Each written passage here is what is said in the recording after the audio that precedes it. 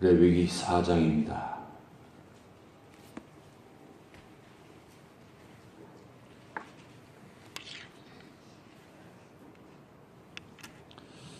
레위기 4장 우리 한 절씩 교독하도록 하겠습니다.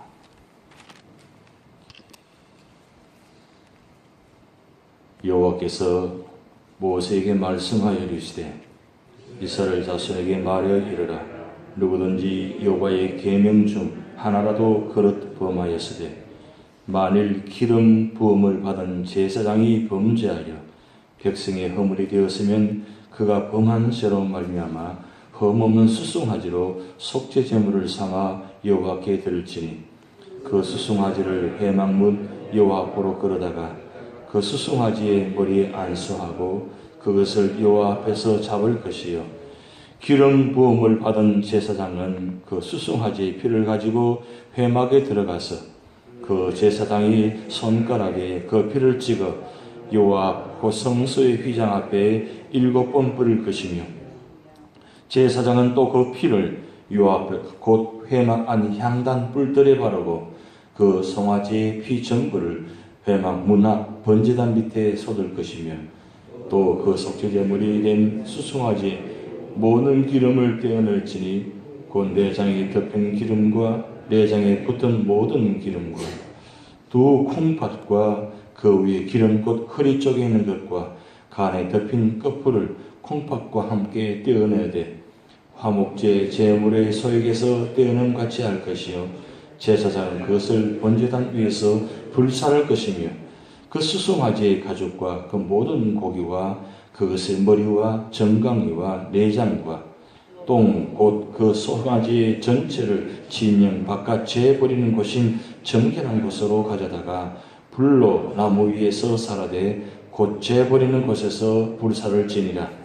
만일 이스라엘 온 회중이 여호와의 계명 중 하나라도 부주 중에 범하여 허물이 있으나 스스로 깨닫지 못하다가 그 범한 죄를 깨달으면 회중은 수송아지를 속죄제로 드릴지니 그것을 회막 앞으로 끌어다가 회중의 장로들이 여호와 앞에서 그 수송아지 머리에 안수하고 그것을 여호와 앞에서 잡을 것이요 기름 부음을 받은 제사장은 그 수송아지의 피를 가지고 회막에 들어가서 그 제사장이 손가락으로 그 피를 찍어 여호와 앞 회장 앞 7번 뿌릴 것이며 또 그 피로 회막 안 여호와 앞에 있는 제단 뿔들에 바르고 그 피 전부는 회막 문 앞 번제단 밑에 쏟을 것이며 그것의 기름은 다 떼어 제단 위에서 불사르되 그 송아지를 속죄제의 수송아지에게 한 것 같이 할지며 제사장이 그것으로 회중을 위하여 속죄한즉 그들이 사함을 받으리라. 그는 그 수송아지를 진영 밖으로 가져다가 첫 번 수송아지를 사람같이 불사를지니 이는 회중의 속죄제니라. 만일 족장이 그의 하나님 여호와의 계명 중 하나라도 부주 중에 범하여 허물이 있었는데 그가 범한 죄를 누가 그에게 깨우쳐 주면 그는 흠없는 순염소를 예물로 가져다가 그 순염소의 머리에 안수하고 여호와 번제물을 잡는 곳에서 잡을지니 이는 속죄제라. 제사장은 그 속죄제물의 피를 손가락에 찍어 번제단 뿔들에게 바르고 그 피는 번제단 밑에 쏟고 그 모든 기름은 화목제 제물의 기름같이 제단 위에서 불사를 지니 이같이 제사장이 그 범한 죄에 대하여 그를 위하여 속죄한즉 그가 사함을 얻으리라. 만일 평민의 한 사람이 여호와의 계명 중 하나라도 부주 중에 범하여 허물이 있었는데 그가 범한 죄를 누가 그에게 깨우쳐 주면 그는 흠없는 암염소를 끌고 와서 그 범한 죄로 말미암아 그것을 예물로 삼아 그 속죄제물의 머리에 안수하고 그 제물을 번제물을 잡는 곳에서 잡을 것이요 제사장은 손가락으로 그 피를 찍어 번제단 뿔들에 바르고 그 피 전부를 제단 밑에 쏟고 그 모든 기름을 화목제물의 기름을 떼어낸 것 같이 떼어내 제단 위에서 불살라 여호와께 향기롭게 할지니 제사장이 그를 위하여 속죄한즉 그가 사함을 받으리라. 그가 만일 어린 양을 속죄제물로 가져오려거든 흠없는 암끝을 걸어다가 그 속죄제 제물의 머리에 안수하고 번제물을 잡는 곳에서 속죄 제물을 잡을 것이요 제사장은 그 속죄 제물의 피를 손가락으로 찍어 번제단 뿔들에게 바르고 그 피는 전부 제단 밑에 섞고 합독하시겠습니다. 그 모든 기름을 화목제 어린 양의 기름을 떼어는 것 같이 떼어넣어 제단 위 여호와의 화제물 위에서 불사를 지니 이같이 제사장이 그가 범한 죄에 대하여 그를 위하여 속죄하는 즉 그가 사함을 받으리라. 아멘. 오늘 레위기 4장은 네 번째 제사의 종류 중인 속죄에 대해서 드린 제사의 방법입니다. 제사는 크게 두 가지 의무제와 자원제로 나눕니다. 의무제는 번제, 속죄제, 속건제 이렇게 나누고 되고 그다음에 소제, 화목제는 자원제입니다. 근데 이 번제는 의무제도 될 수 있고 자원제도 될 수 있습니다. 경우에 따라서 상황에 따라서 의무제로 들 수 있고 또 자원제로 들 수 있기 때문입니다. 그런데 이 의무제는 반드시 드려야 되는 것입니다. 그런데 오늘 이 속죄제는 이 의무제인데 다른 것보다 더 특별히 피에 관한 내용이 많이 들어있습니다. 왜 그러냐면 죄와 관계되기 때문입니다. 그래서 오늘 구체적으로 좀 잘 들으셔야 됩니다. 제가 구분해서 말씀드리려고 하는데 1절부터 12절까지는 제사장을 위한 속죄제로 구분되어 있고 그 다음 13절부터 21절까지는 회중을 위한 속죄제 제사의 모습입니다. 그리고 22절부터 26절까지는 족장을 위한 속죄제입니다. 그리고 27절부터 35절까지는 평민을 위한 속죄제입니다. 그래서 왜 이렇게 신분별로 구분을 해 놓았느냐? 그래서 다른 번제나 소제나 화목제는 형편에 따라서 드리게 되어 있는데 이 속죄제는 신분별로 구분해 놓았습니다. 그것을 세 가지 말씀드릴 테니까 한번 잘 들어보시기 바랍니다. 왜 그러면 이렇게 굳이 신분별로 구제했느냐? 구약시대에 하나님과 인간의 중보자 역할한 이 제사장, 속죄제가 필요했다는 사실입니다. 왜냐하면 이 제사장도 불완전한 인간이기 때문입니다. 이 불완전한 인간이기 때문에 제사장도 반드시 속죄제를 드리게 했다는 사실입니다. 제사장도 완벽하지 못하기 때문에 실수할 수 있기 때문에 그래서 제사장도 구분해가지고 속죄를 드리겠다는 것. 그리고 두 번째는 이 제사장과 온 회중을 드리는 이 속죄제의 경우는 제사의 방식과 제사장 예물이 똑같습니다. 그 뜻은 제사장과 온 회중이 하나님께서는 동일하게 여기겠다는 겁니다. 오늘 구분해서 1절부터 12절까지 13절, 20절 구분해 놓는데 제사장을 위한 속죄제, 그다음 온 회중을 위한 속죄제가 동일한 제물을 가지고 의식을 치르겠다는 것은 그만큼 하나님께서 동일하게 죄의 경중을 가렸다는 뜻입니다. 그리고 세 번째는 제사장이나 온 회중의 경우는 족장이나 일반 평민의 경우에 비해 그 제물이 보다 좀 값지고 그리고 제사 절차가 보다 좀 더 까다롭게 했다는 것은 그만큼 죄의 영향이 크다는 사실입니다. 일반 평민이나 족장보다 이 제사장과 온 회중이 지은 제도는 모든 사람들에게 영향을 크게 끼치기 때문에 제물도 값비싼 것, 귀한 것을 드리게 있다는 사실이에요. 그것을 세 가지를 구분해 놓았는데 제사들은 의식의 절차를 보면 이렇습니다. 제사장이나 전체 온 회중은 의식이 똑같습니다. 보면 첫째는 제물의 머리에 안수를 합니다. 제물의 머리에 안수를 하는데 안수할 때 양뿔 사이에다가 두 손을 얹습니다. 얹는데 누르면서 그 죄를 이제 회개하는데, 왜 그러면 이 안수하는 의미가 두 가지 의미인데, 이 안수하는 순간에 그 동물과 죄를 지은 사람이 연합된다 의미가 있습니다. 그 머리에 양뿔 사이에 양손을 가지고 누르면서 이 죄를 회개하는데, 그 순간에 그 동물과 내가 연합해지는 의미가 있고, 그리고 그 순간에 두 번째 의미는 뭐냐면 내 죄가 그 동물에게 전가되는 겁니다. 굉장히 의미를 가지고 지금 이 동물에게 지금 죄를 전가시키는 겁니다. 자, 그런데 그게 첫 번째고, 두 번째로는 희생제물을, 피를 성소 안으로 가지고 들어가서 성소 휘장 앞에서 피를 손가락에 찍어가지고 성소 휘장 앞에다가 7번 뿌립니다. 7번 뿌리는 후에 그 다음에 그 분향단 뿔에다가 4번 뿔에다가 바릅니다. 바른 후에 나머지 피는 어떻게 하느냐면 피 바깥 번제단 밑에다 가지고 와서 다 쏟습니다. 쏟고 난 후에 그 다음 4번째로는 희생제물의 기름 부위 및 끝풀과 콩밥 부위는 번제단 위에 불사릅니다.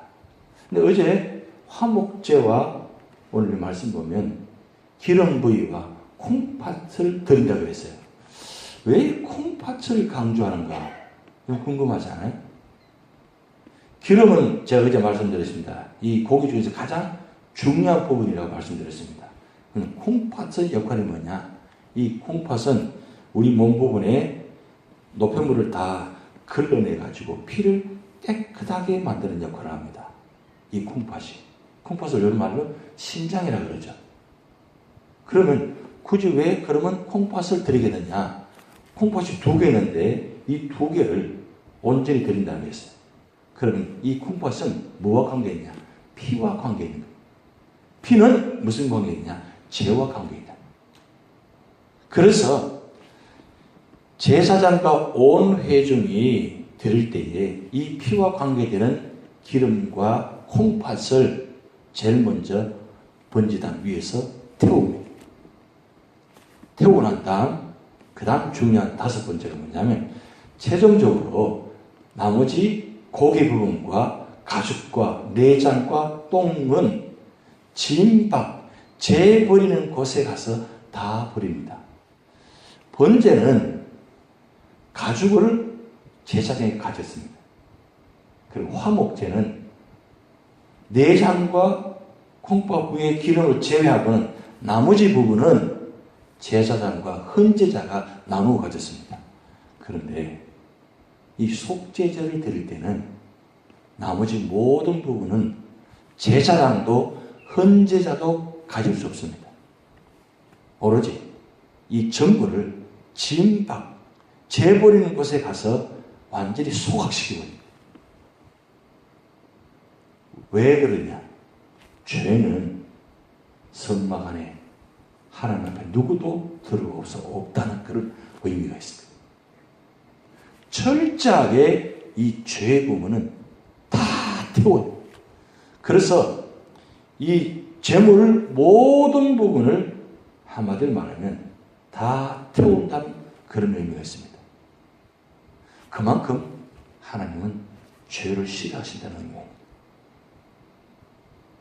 지금 우리가 지금 이 제단 앞에 나와서 이 성소 안에 들어와서 예배 드릴 수 있다는 건 정말 축복입니다. 하나님의 은혜로 말미암아 우리 죄가 용서받고, 그리고 이 죄 용서받은 말미암아 구원받아서 그리고 하나님의 자녀가 되고 하는 축복 가운데서 신앙생활을 할 수 있다는 건 얼마나 감사한 일이에요. 그런데 이때는 이 모든 죄의 부분들을 다 태워서 소각시켜 봅니다. 한 가지도 가질 수 없게 만들었습니다. 그것이 이 제사장과 전체 회중의 죄의 문제는 철저하게 하나님께서 막으셨다는 뜻입니다. 그리고 두 번째 보면 이 족장하고 평민의 속죄의식이 있는데 이 제사장과 전체 회중의 속죄의식과는 조금 차이가 있습니다. 첫째는 제물의 머리에 안수하고 하는 것은 똑같습니다. 그리고 두 번째 보면 희생제물의 피를 분장단 앞에 들어가는 것이 아니라 그냥 번제단 뿔에 바른 뒤에 남은 피는 번제단 밑에 다 쏟았습니다. 차이점이 있죠. 이 제사장과 전체 회중의 죄는 성소 안에 들어와서 지성소 휘장 앞에다가 피를 찍어가지고 7번 뿌리고, 그리고 그 다음에 분향단에 바르고, 그리고 밖에 나와서 번제단 밑에 다 뿌렸다 그랬습니다. 그런데 족장이나 일반 평민의 죄의 문제는 성소 안에 들어가지 않게 하고 번제단 뿔에 손가락을 찍어서 바르고, 그리고 번제단 밑에 다 뿌렸다 그랬어요. 경중의 차이가 있죠. 그 다음 세 번째로 보면 희생제물의 기름 부위 및 꺼풀과 콩밥 부위는 번제단 위에 불살한다 그랬습니다. 요건 똑같습니다. 그리고 네 번째, 최종적으로 나머지 고기 부분은 성막들 안에서 제사장들이 먹을 수 있게 만들었습니다.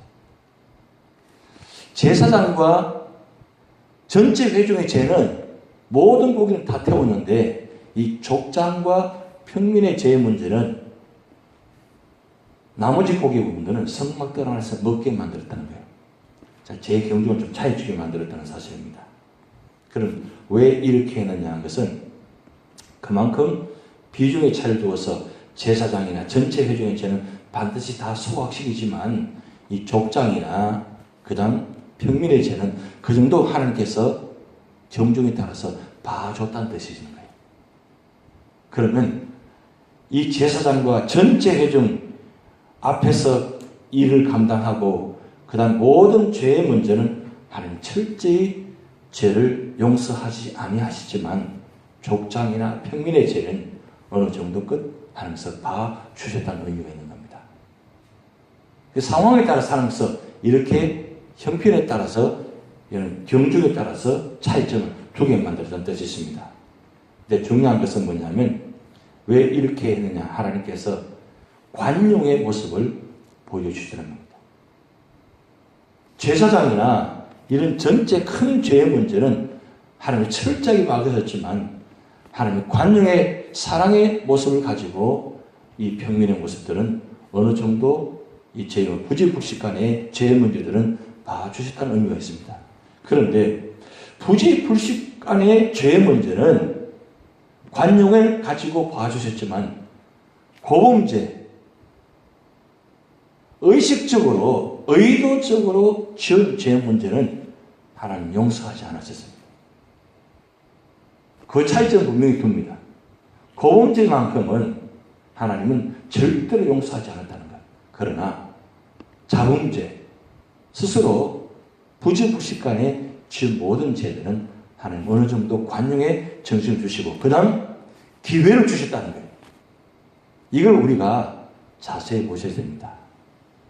우리가 때로는 살아가면서 나도 모르게 부지불식간에 이 자범죄를 지을 때가 참 많습니다. 그래서 그 지은 죄 문제를 가지고 회개합니다. 그러나 그렇다 하더라도 이 자범죄의 문제도 사실은 반복적으로 습관적으로 지어서는 안 된다는 문제가 있죠. 그럴 수밖에 없었으니까라고 어떤 관용의 문제를 가지고 이야기할 문제는 사실 아닙니다. 왜? 그것도 자범죄도 반복되어지면 고범죄가 될 수 있다는 거예요. 근데 무서운 것은 이 고범죄입니다. 의도적으로 가지고 살인하면, 죄를 지으면 하나님 용서하지 않으십니다. 구약시대 때는. 그런데 오늘날 복음시대는 이 고범죄마저도 회개하기만 하면 하나님은 용서하신다는 사실. 이게 은혜예요. 그게 축복입니다. 그래서 우리 구약시대, 율법의 시대에 만약에 태어났다면 과연 얼마나 우리가 참 용서받을 수 있느냐. 그런데 구약시대에도 하나님 은혜가 무엇입니까?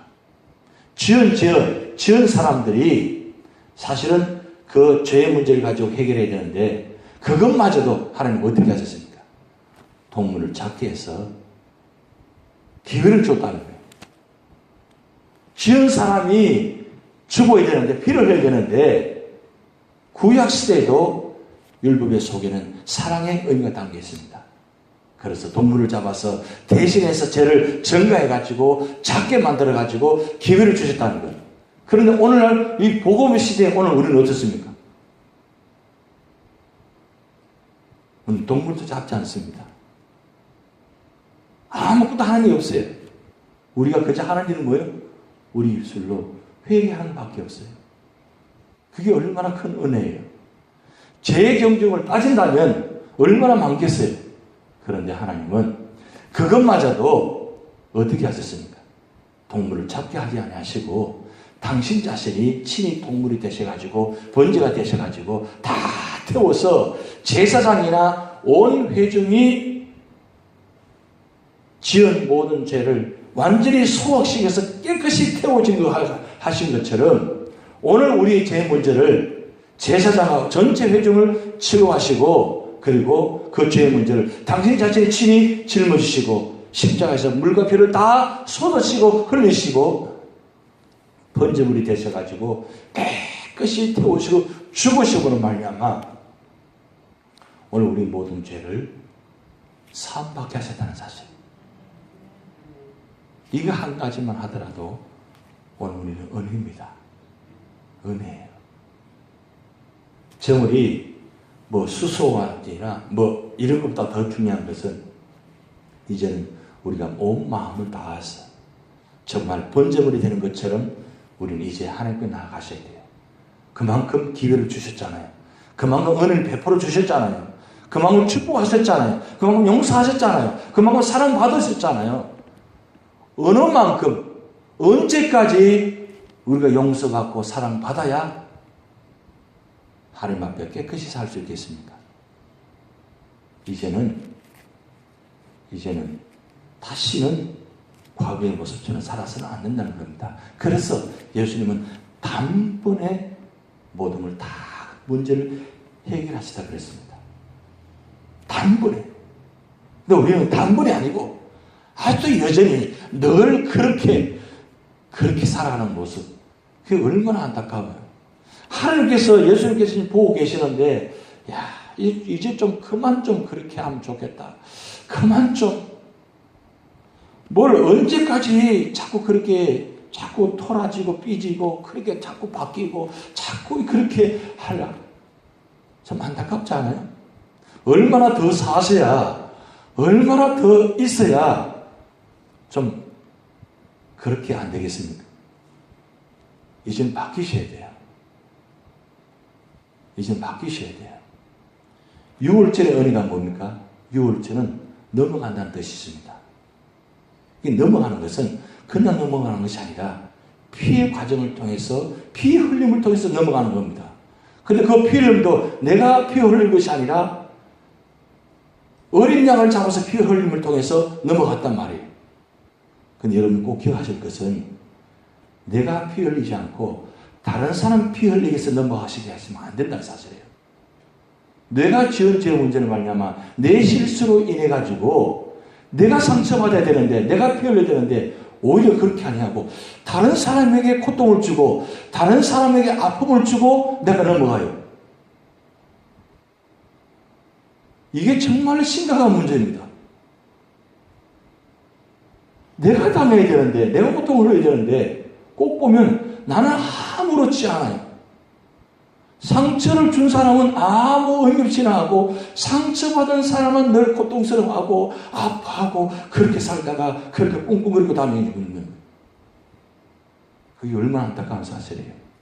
이제는 상처를 주는 자가 아니고 상처를 치료하는 자가 되셔야 돼요. 아픔을 주는 자가 아니고 아픔을 회복시켜주는 자가 되어야 됩니다. 언제까지 자꾸 십자가에 못 박아야 하십니까? 예수님 십자가 3개 못 박았으면 이제 된 거예요. 그런데 자꾸 예수님 십자가 못 박아요. 여러분, 내가 예수님 십자가 못 본 적이 없습니다. 그런데 내가 다른 사람에게 상처 주는 것이 예수님께 십자가 못 박게 하는 겁니다. 맥스 루케라는 분이 그렇게 쓰신 거예요. 예수가 선택한 십자가라는 책에 보면 그렇게 나와 있어요. 내가 상처 준 사람이, 상처받은 사람이 바로 예수님께서 십자가에 못 박히는 것 같은 똑같은 고통을 주는 것과 마찬가지라고 했어요. 내 말 한마디, 내 한 모습을 통해서 다른 사람이 상처받으면 그것이 십자가에 못 박는 행위라고 했어요. 제가 이 말 보는 순간에 참 무슨 말이구나. 정말 의미 있는 말이구나.